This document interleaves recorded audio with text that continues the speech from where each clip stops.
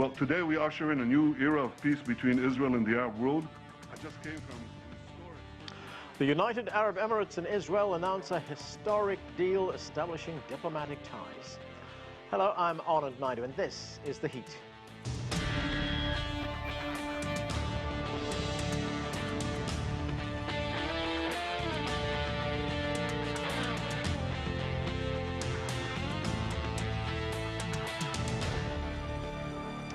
As part of the deal brokered by US President Donald Trump, Israel has agreed to suspend a plan to annex parts of the occupied West Bank.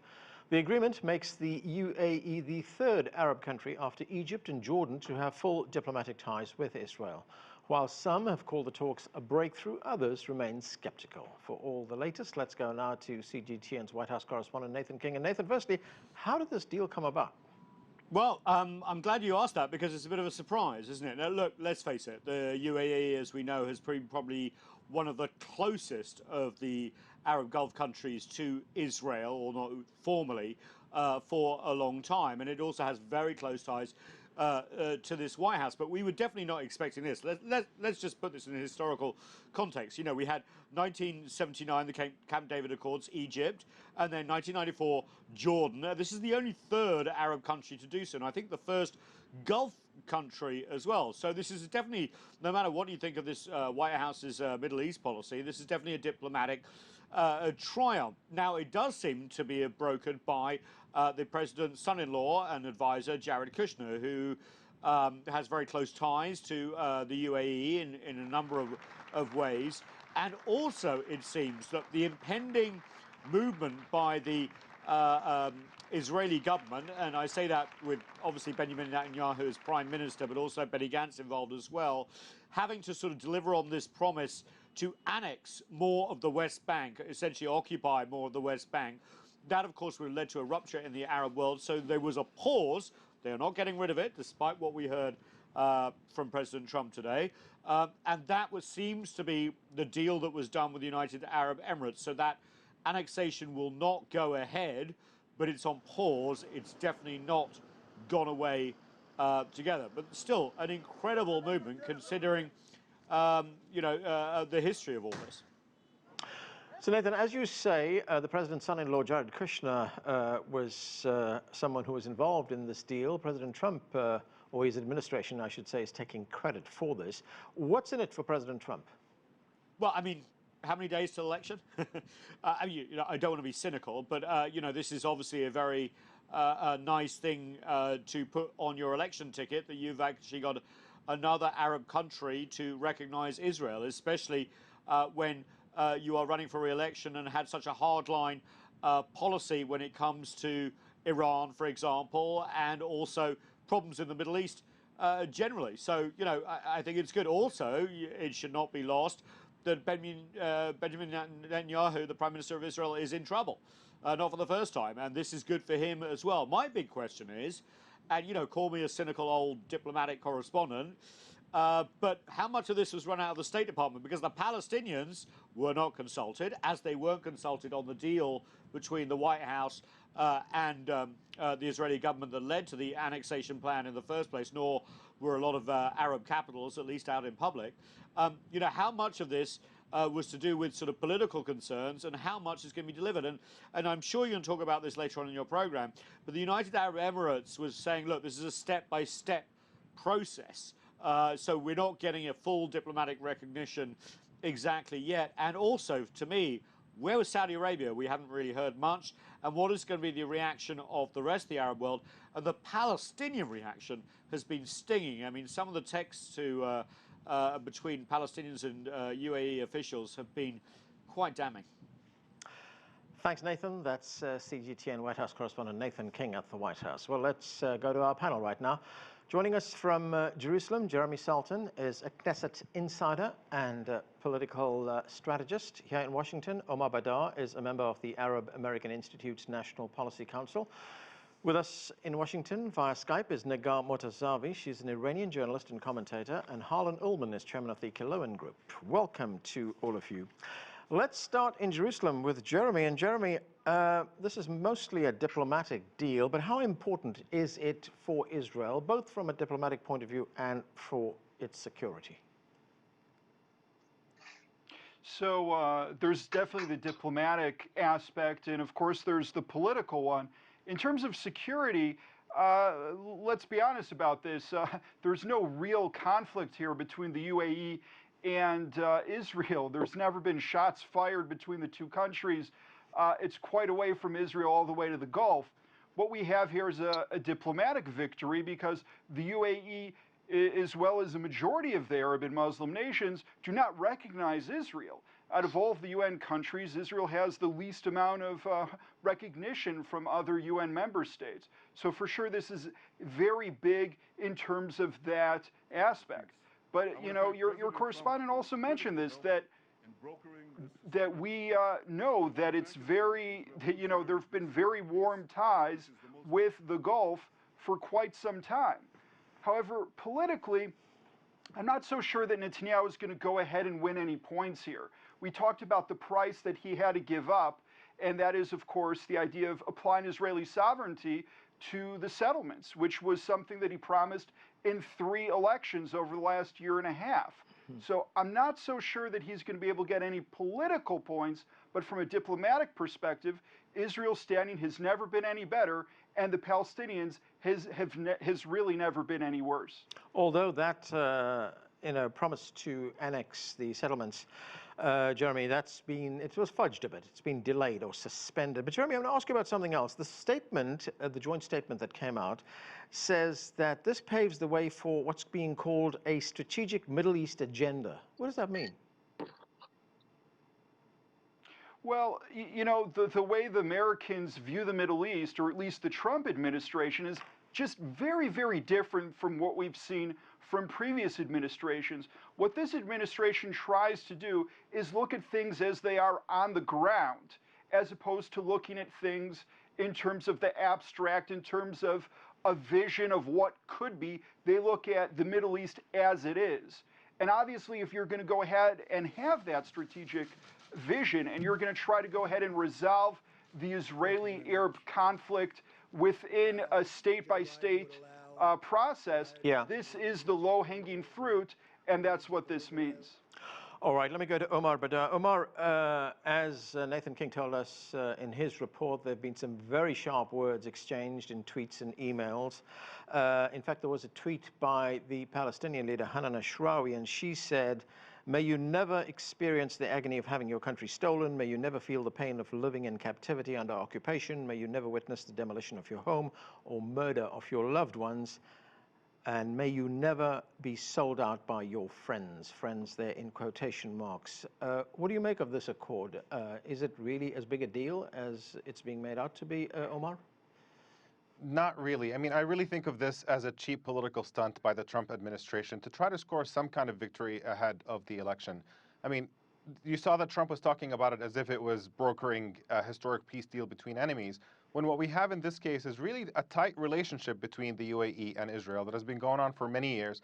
It's just been under the table, and all this deal is simply bringing that strong partnership that has existed for a long time out of the shadows and out in the open. So there's nothing particularly groundbreaking or historic about it, apart from the fact that it is a PR victory for Israel in a sense that a lot of Arab countries that would prefer to have relationships with Israel but have felt that because of Israel's oppression and occupation over Palestinians and its utter disregard for Palestinian human rights, that it would be unpopular for them to normalize relations with Israel at the expense of Palestinians.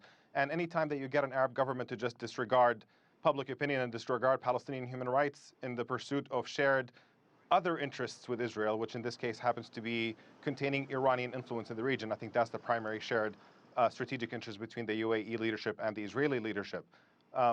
It certainly ends up playing in favor of Israel, Right. but it's absolutely true that there's nothing historic about it, and this is not really a contribution to peace between Israel and the Arab world, as was said, because ultimately undemocratic governments that do not represent their people can make peace with Israel, but that does not necessarily reflect what the people of the region actually Right, Omar, so this just puts a formal imprint on a situation that already exists. There are close relations between Israel and the Gulf states. In fact, there's been a long history of business investment between the two countries. And as far as the suspension of that move to annex parts of the West Bank, I mean, there are already 650,000 settlers in the West Bank. That's right. And let's be clear about the fact that annexation is already a de facto reality. All that Israel is suspending is merely the decision to declare a crime that it has already committed against Palestinians in annexation that has already unfolded. And let's also be equally clear about the fact that Israel suspended that recognition, that declaration of annexation long before this deal was reached. So that suspension really has nothing to do with this deal. Israel saw that there were going to be grave consequences on the international stage, and American Democratic politicians were already threatening to condition military aid to Israel if annexation moves forward, and that's why they conditioned it. And now this game pretending that it's about the deal with the UAE is just a way to save face about why they delayed declaring it. Right. Harlan, Ullman, the White House is lauding this as a major diplomatic achievement. Here's President Trump. Let's listen to him. The deal that was reached today will enable Muslims to have far greater ability to visit many historic sites in Israel and to peacefully pray at the Al-Aqsa Mosque, which is very important to them, which they've wanted to have access to for many, many decades. So, Harlan, one thing that has to be said, that this is the first deal of its kind in about 25 years. As I said, President Trump is claiming credit for it. But what do you make of it? And what do you make of President Trump? I mean, does this make him look like the international statesman, the kind of view that he so craves?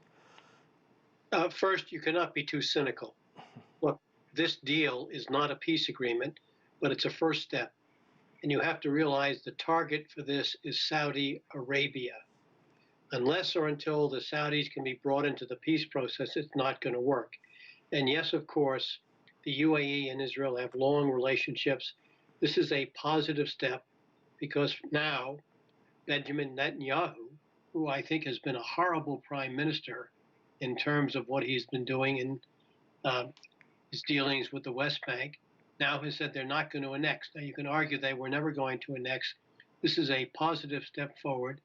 And Mohammed bin Zayed, who is the emir of the UAE, is a very clever and very smart politician.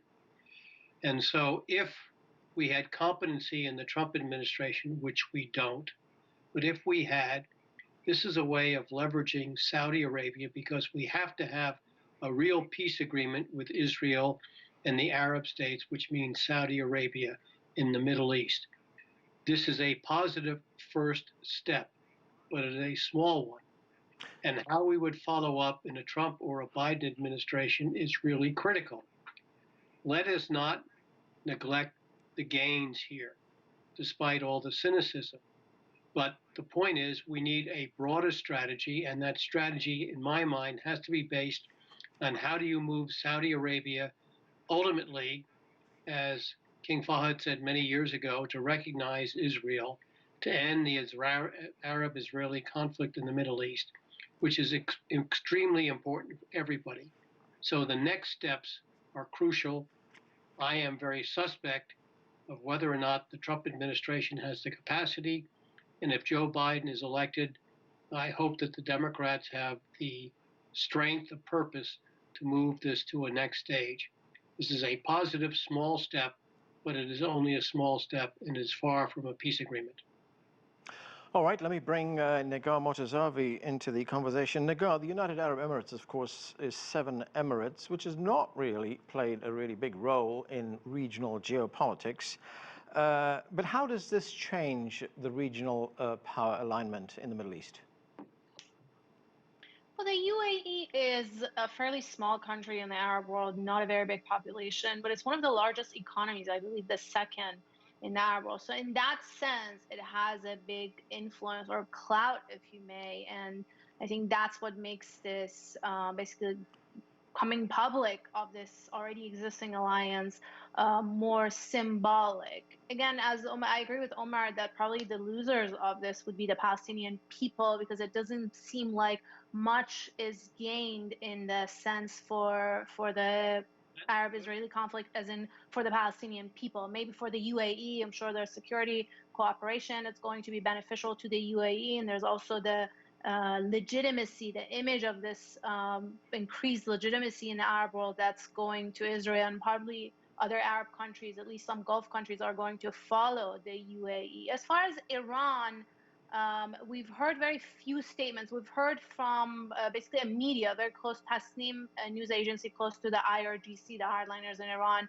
that's called it a shameful move by the UAE. And we've also heard from an advisor to the Speaker of Parliament, also a hardliner, who has said that there's no justification behind this. He's called Israel illegal and Zionist, and is basically saying that the UAE is letting more of this Zionism, as he says, happening. We haven't heard from top leaders in Iran. Again, it's nighttime. Maybe we'll hear from them tomorrow. But I also want to mention how the Trump's outgoing Iran envoy, Brian Hook, has called this a nightmare for Iran. I don't think this is going to be a very big deal. Again, as Omar said, this was an existing cooperation. It was just not public and official. But I expect Iranian officials to come out against this also strong and push back, at least publicly, like the Palestinians did.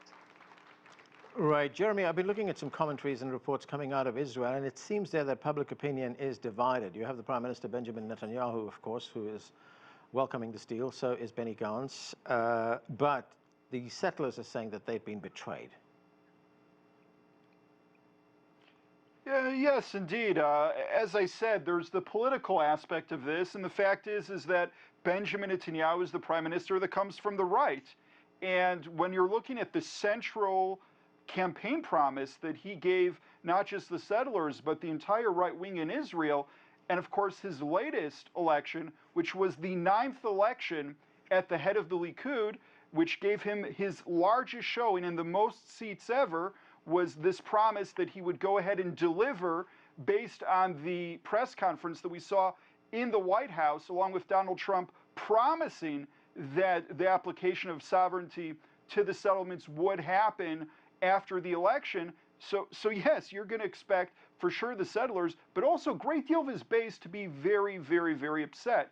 And that goes back to the reason of why I do think this is a diplomatic victory for Israel, because there's no reason for Netanyahu to do something that is politically harmful unless there is something diplomatically to gain from it. And I do think when you look at the fact that the Palestinians are trying to understand what is this, that you have a country, and now perhaps more, we're hearing perhaps Bahrain, Oman, who knows if Saudi Arabia is going to be there within a few months, that are perhaps going down this process of saying, let's settle the score, recognize Israel, and have a separate agreement, and just disregard the Palestinians. So for Netanyahu, that's a very big win.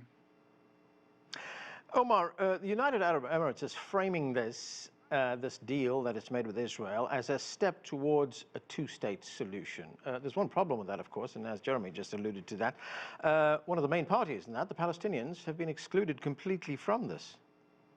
Not just that, but the Israeli leadership is moving forward very aggressively to dismantle any possibility for viable Palestinian independence.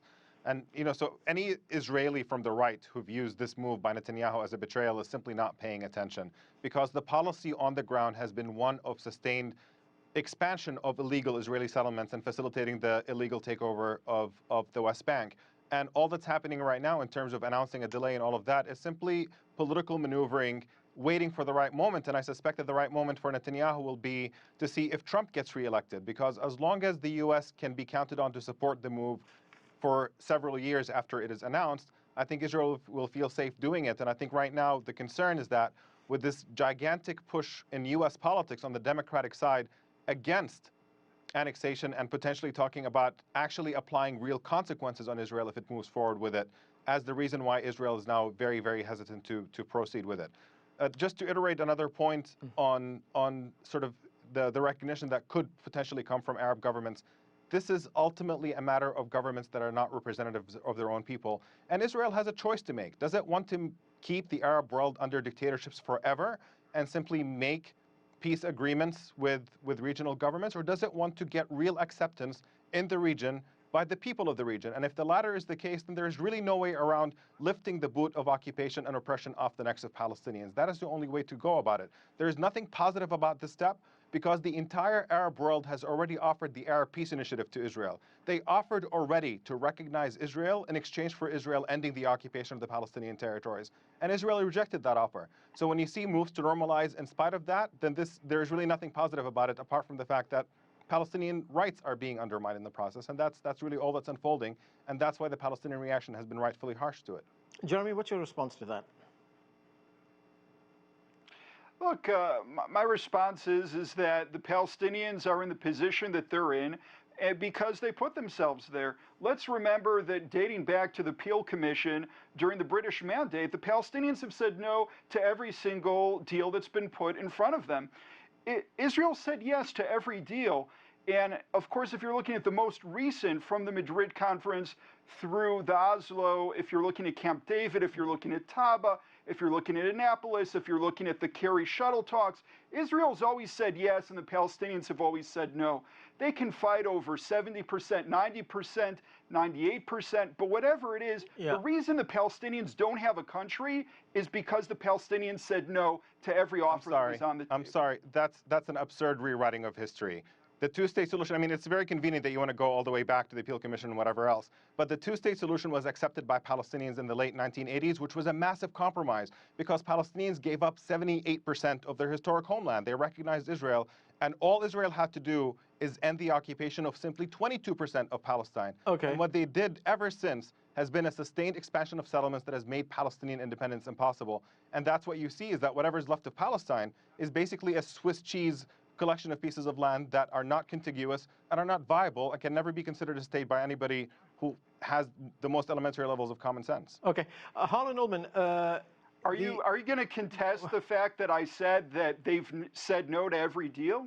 Because they've said no to every deal. You can bring up other facts if you want, but the Palestinians have said no to every deal. All right, I want to move to one of our other guests. Harlan, looking at this deal between Israel and the United Arab Emirates, does it help or hurt the cause of a two-state solution? It could benefit it. Look, the problem is that the Arabs and the Israelis never were for the Palestinians. Palestinians have always been the whipping boys, and the Palestinians never understood that. They were never going to get full support from the Arabs. The problem here is that this is a potentially good first step. I'm not an admirer of the Trump administration. And one, as I said before, can be hugely cynical. The issue is Saudi Arabia. And unfortunately, with the election coming forward and the possibility of a new administration coming in, we could be losing gain here. And we need a solution which has to treat the Palestinians fairly, which means putting huge pressure on the Netanyahu administration. I think Benny Gantz would be a better prime minister. But my concern here is that the positive steps will be lost because there'll be a transition possibly in administrations, and the gains that were possible will not be able to be consummated in next steps, because if Biden wins, it'll take a year or two for his administration to come in place. We will lose the opportunity while the rest of the world is in chaos. Look at what's happening in Lebanon. Iran is not in good shape. Iraq is not in good shape. We've got these crises that are all around us, and the Americans are so absolved or intensified in terms of the elections. There's no global leadership here.